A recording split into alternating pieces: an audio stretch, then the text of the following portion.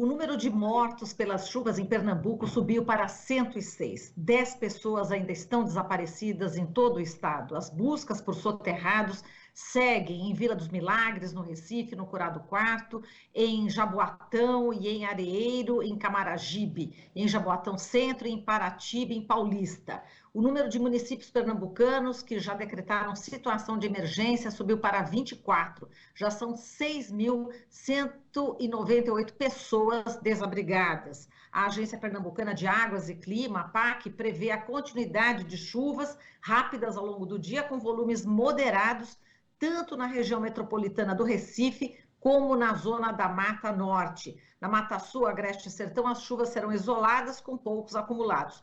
A Defesa Civil manteve aí o alerta para deslizamentos por conta das condições do solo ainda encharcado nas áreas afetadas.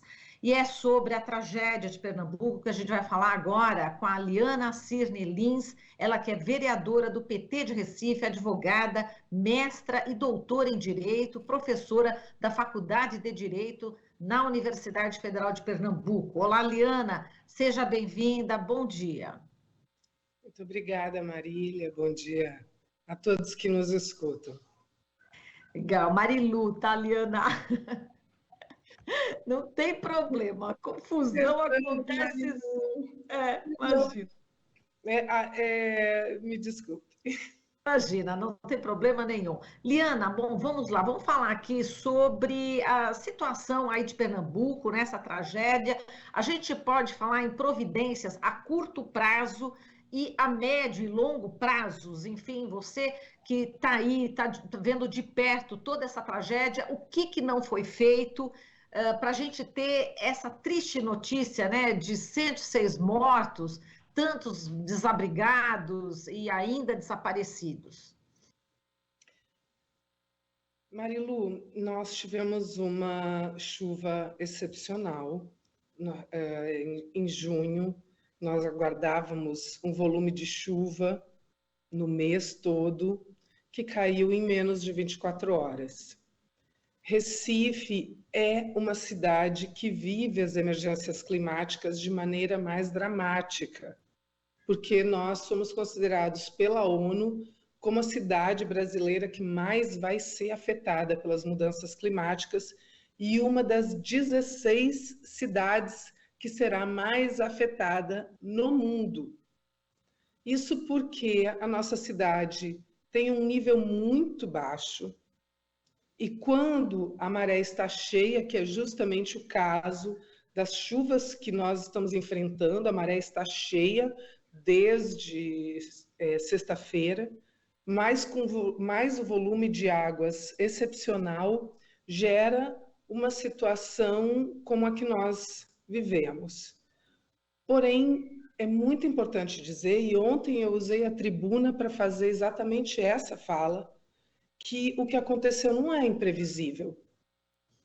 Nós já sabemos disso, nós já temos esses dados e, portanto, houve, é claro, uma soma de um fenômeno natural dramático, mas previsível. Nós sabemos que isso pode ocorrer com uma ausência de políticas públicas que prepare a cidade para isso. Então, ontem, eu fiz a leitura de alguns dos requerimentos que nós apresentamos no ano passado e que não foram executados. Então, há uma série de medidas que o poder público pode e deve tomar.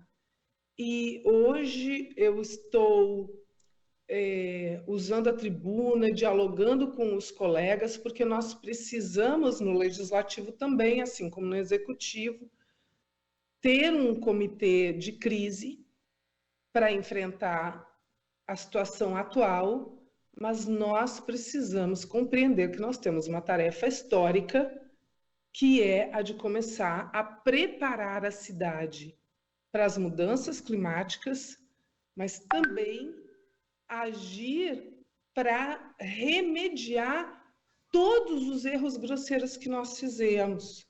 Então, eu estou no sábado, que foi o dia da chuva torrencial, em que nós tivemos deslizamentos de barreira no Ibura, porque quase todas as mortes por deslizamento de barreira foram no Ibura, na Vila dos Milagres, no bairro do Ibura, que é um bairro muito populoso. Foi na Vila dos Milagres e no Buracão, né, como a gente chama, na Vila dos Milagres, e em Jardim Monte Verde. Esses foram os lugares onde nós tivemos mortes por deslizamento de barreiras. Mas, infelizmente, nós não estamos computando todas as mortes como decorrência da chuva, Mário. Esses números são maiores. Então, por exemplo, no Coqueiral, nós tivemos morte por choque elétrico de pessoas que estavam tentando se salvar do afogamento. Essas mortes não estão computadas.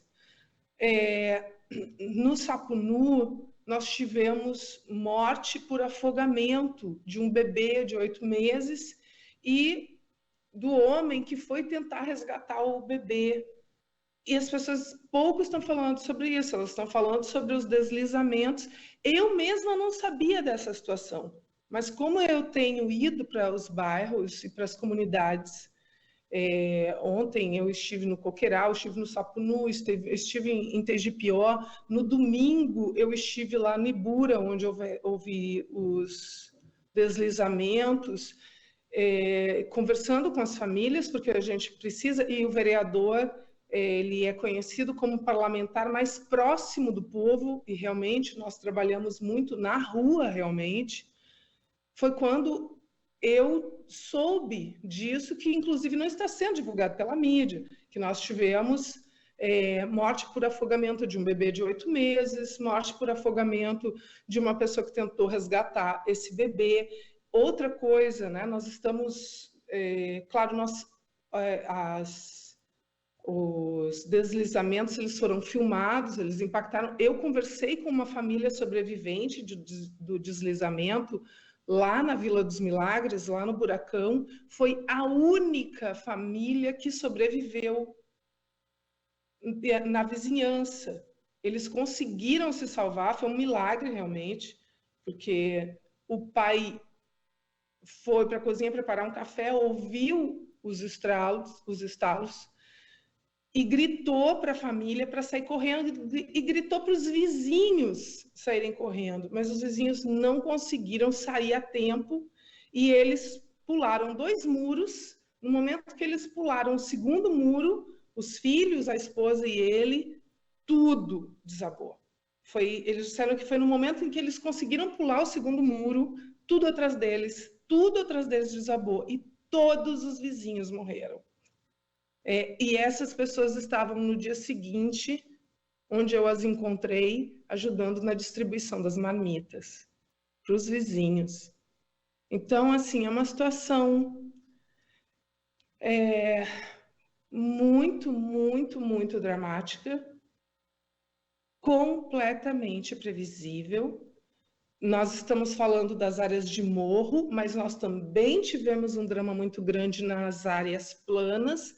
Poucas pessoas estão falando das áreas planas, que são justamente Coqueiral, Sapunu, Totó.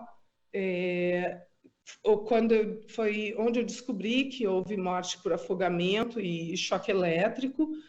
Se formou nessas áreas, Marilu, uma grande correnteza. Então, as pessoas ficavam telefonando uma para as outras desesperadas, pedindo socorro. O helicóptero dos bombeiros não estava conseguindo resgatar essas pessoas. Elas não tinham como sair de casa nadando, porque a correnteza era muito alta. Eu tenho 1,72 m, e ontem no Coqueiral, onde eu fui conversar com as famílias, a marca da lama, não da água, da lama, porque ainda por cima é isso, não é uma água, é uma lama. A marca da lama ficava quase 10 centímetros acima da minha cabeça. Então, todas essas famílias correram sério risco de afogamento e não tinham como nadar, porque a correnteza era muito violenta, e começaram a se abrigar no teto das casas, e aí uma situação de muito perigo. Em uma das lajes pelas quais eu passei, ficaram 60 pessoas. 60 pessoas numa laje.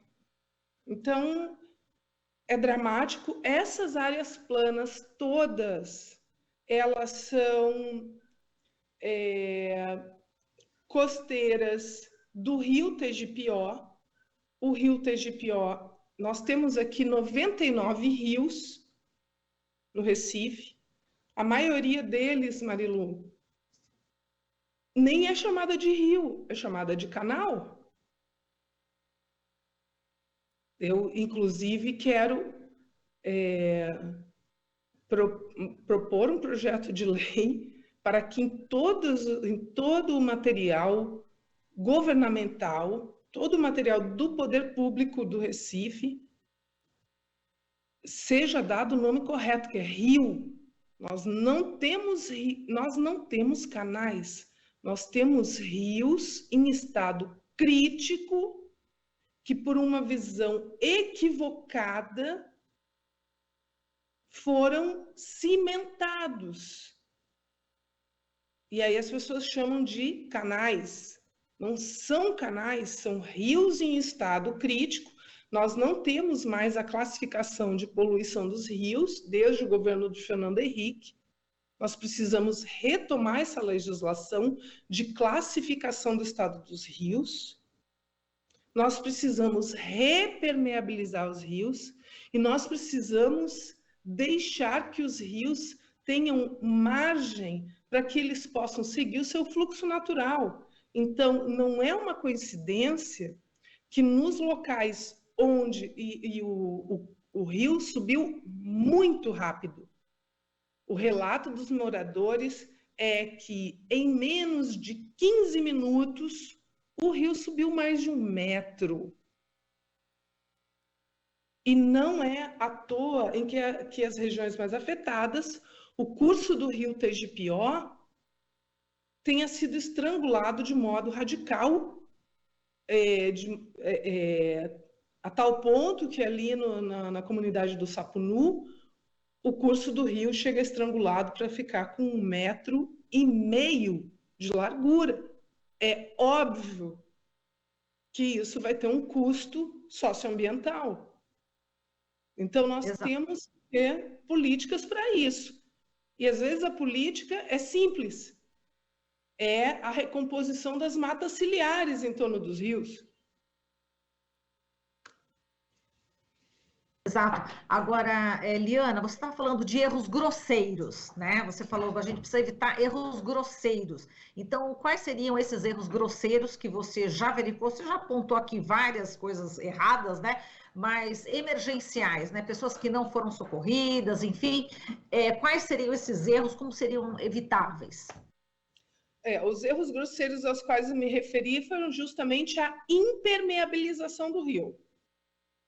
Rio não pode ser impermeabilizado. Você não pode cimentar rio e você não pode restringir o fluxo natural do rio. Isso tem um custo muito alto. Afora o fato de que dos nossos 99 rios, 50 estão em estado crítico.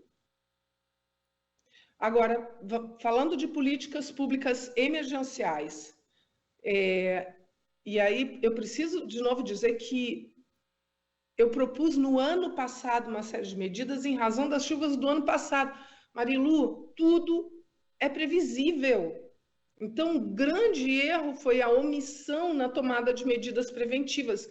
E nós já tivemos aqui no Recife, no governo do PT, no governo do prefeito João Paulo, medidas de contenção de encostas, aí sim, com impermeabilização, cimentando as encostas, aí realmente não tem o que fazer.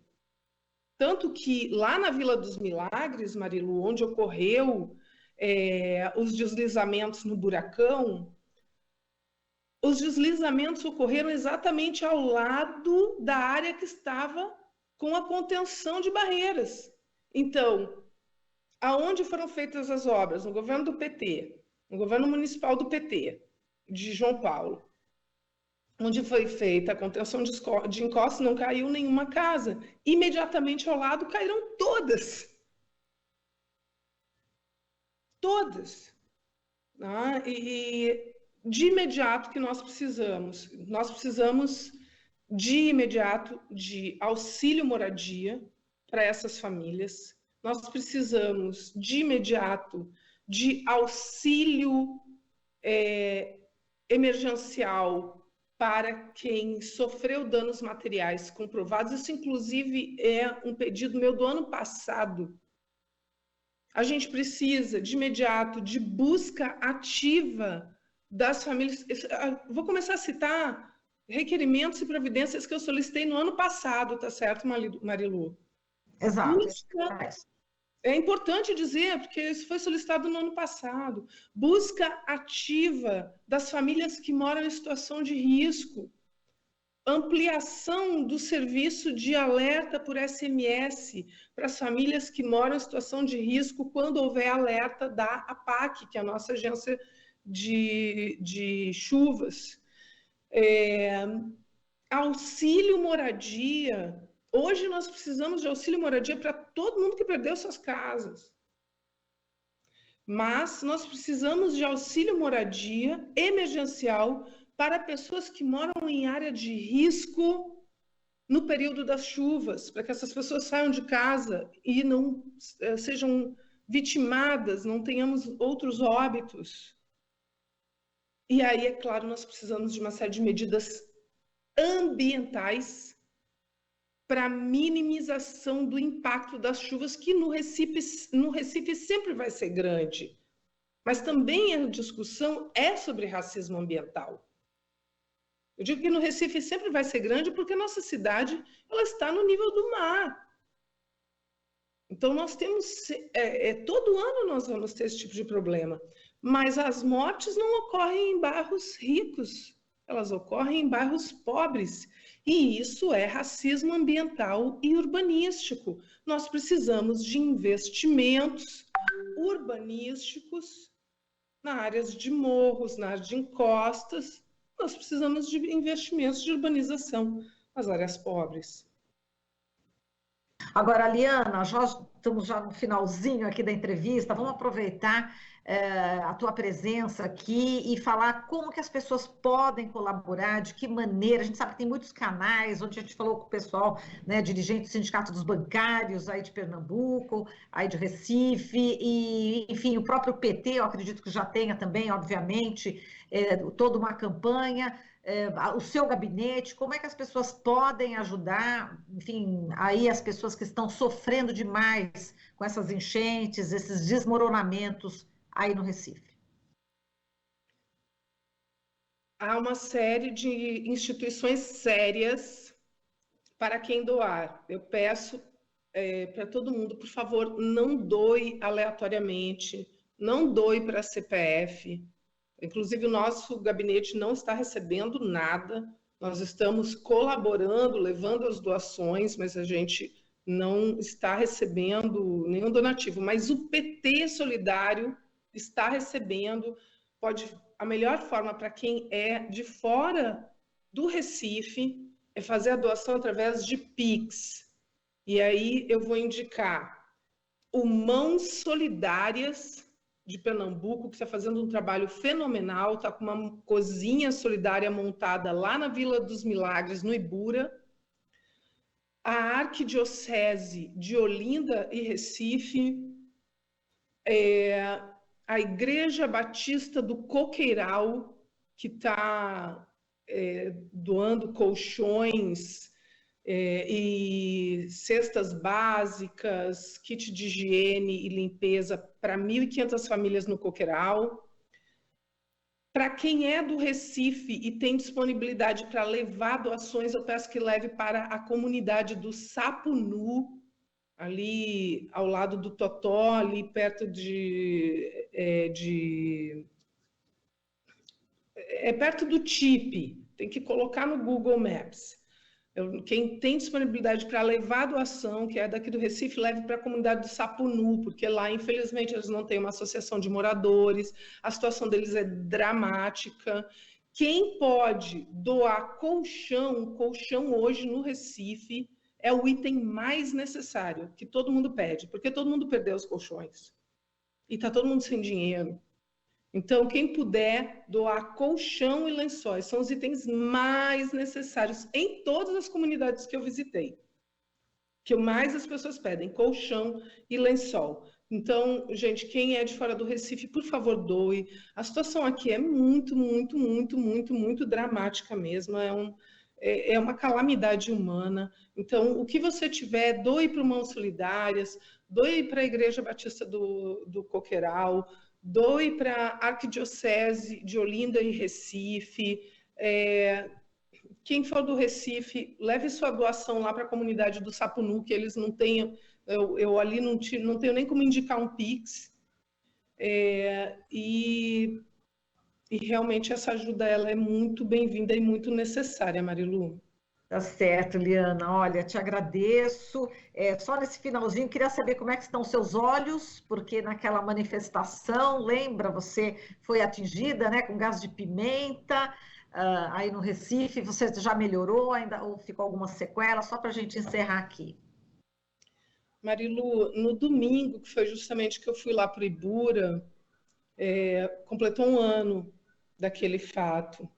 Aí eu fiquei refletindo, nossa, são 2 anos seguidos em que eu passo 29M no meio de situações dramáticas. Sim, graças a Deus eu não tive sequelas. Eu sou uma pessoa de muita fé, então eu sempre digo que Deus colocou a mão para proteger, porque eu não tive nem deslocamento de retina e o spray de pimenta foi disparado a 1 palmo dos meus olhos. Então, infelizmente também a situação foi de total impunidade, não houve nenhuma punição por negativa de socorro a Daniel. Os policiais da Rádio Patrulha que me atingiram, eles negaram socorro a Daniel logo depois de me agredirem. O Daniel estava com uma bala alojada no olho e eles negaram socorro, mas continuaram no centro barbarizando, disparando contra pessoas que estavam na parada de ônibus, ou seja, eles negaram socorro de má fé. E em relação a mim, o policial que de fato me atingiu não foi sequer o processado. O policial que respondeu, eu não reconheço ele, o nome dele nem estava no boletim de ocorrência, então, a princípio, ele nem estava na viatura. E a punição foi de 21 dias de detenção, ou seja, foi um prêmio, foi uma situação de impunidade muito radical, e o sentimento das pessoas é de desolação, porque os comentários, né, das pessoas na minha rede social, se numa situação envolvendo, né, entre aspas, uma autoridade, a violência acontece e permanece impune, imagina em geral. Então, nós precisamos avançar muito, muito, muito, muito no debate do autoritarismo e do fascismo que está arraigado ainda, o pensamento autoritário que está arraigado ainda numa parcela da nossa polícia, mas ao mesmo tempo eu acho que a esquerda tem um desafio, que é o desafio de compreender que a categoria policial também é uma categoria extremamente vulnerabilizada, que tem os seus direitos humanos violados, e nós precisamos, com muita urgência, superar esse fla-flu ideológico. A gente tem que conversar com os policiais, porque a polícia como instituição é uma coisa, os policiais como trabalhadores precarizados é outra coisa. Nós precisamos dialogar com esses trabalhadores precarizados e superar essa divisão ideológica que só beneficia os detentores do poder econômico e do poder político de cunho fascista. Liana, a gente agradece aqui a sua participação, que bom que você está, né, com essa visão, enfim, que prevaleceu aí, permaneceu intacta, né, que bom e que pena, né, que os policiais que foram os responsáveis por aquela agressão terrível, né, deixando aí 2 pessoas, né, sem a visão, não foram punidos, infelizmente. Liana, muitíssimo obrigada, um forte abraço para você e parabéns aí pelo seu trabalho aí no Recife, viu? Um forte abraço e até uma próxima oportunidade. Obrigada, Marilu. Um bom dia para todas, para todos que nos escutaram. Abraço. Um abraço, querida. Falamos aqui com a Liana Cirne Lins, vereadora pelo PT de Recife, advogada, mestra e doutora em Direito, professora da Faculdade de Direito na Universidade Federal de Pernambuco. Você está ouvindo Jornal Brasil Atual. As notícias que os outros não dão.